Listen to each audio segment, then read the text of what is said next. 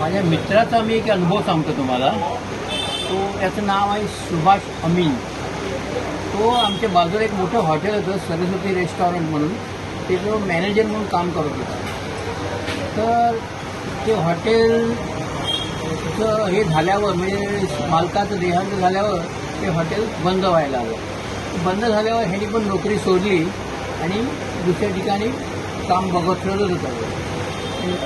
महत्त्वाचं म्हणजे काय, तर त्यांनी नोकरी सोडल्यावर ते एकदा आजारी पडला आणि त्याला कळलं की डॉक्टरनी सांगितलं तुला असा आजार झालेला आहे कॅन्सरचा, तो बरं करायचं म्हणजे ऑपरेशन करावं लागेल आणि त्याला 4-5 लाख रुपये खर्च येईल. हा जरा घाबरला. आता तो होता साधा मॅनेजर, त्याच्याकडे एवढे पैसे नव्हतेच. तर तो घरी गेला आणि काय झालं, त्याच्या मित्रांनी वगैरे सांगितलं की आम्ही पैसे करू, उभा करू, पण त्याला का हे झालं नाही आहे. मग त्यांनी ते त्यांच्या बाजूला ते गृहस्थ होते, ते नित्यानंद स्वामींचे भक्त होते. त्यांनी सांगितलं काय तू काय घाबरू नको, एकदा गणेशपुरीला जा, नित्यानंद स्वामींच्या समाधीवर डोकं ठेव आणि त्यांना सगळं सांगतो, रडून सांगतो, म्हणजे ते ऐकतील सगळं आणि रस्ता दाखवतील.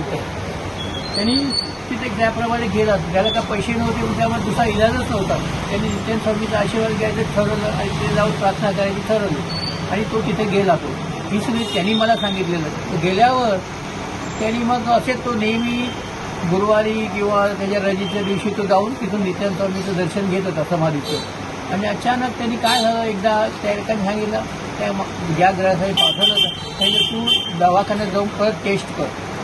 त्याला खूप हे झालं. मग तुम्ही आता टेस्ट केलं आणि परत त्याच्यात मला दिसलं तर मी काय करू ते कळलं नाही. तो गेला. मग त्यांनी परत सगळं टेस्ट केलं, त्याला 0 कॅन्सर झाला. तिथे पाहिलं काहीच कॅन्सरच्या गाठी कुठे गेले, काय झालं त्याला कळायलाच मार्ग नव्हता. तेव्हापासून तो एवढा वेडा झाला नित्यानंद स्वामीबरोबर. नेहमी जायचं. जिथे जिथे देवळात असतील, नित्यानंद स्वामीची मूर्ती असेल, माटुंग्याचं तर लेबर कॅम्पमध्ये तुम्ही यायचं आणि तिथे येऊन मला दर्शन हे करून प्रसाद वगैरे देऊन जायचा. म्हणजे बघ एवढं हे आहे स्वामीमध्ये, तुम्ही मानलं तर सगळं आहे, नाहीतर शून्य. म्हणून नेहमी आपलं जे गुरु लोकांनी सांगितलेलं असतं ना, तुम्ही कोणतरी गुरुजी ठेवा, गुरुजी तुम्हाला सगळं मार्गदर्शन करतील. त्यामुळे त्याचं एकदम क्लिअर झालेलं आहे. हीच महत्त्वाची गोष्ट मिळायचं नाही. बाकी काय सांगू मी तुम्हाला.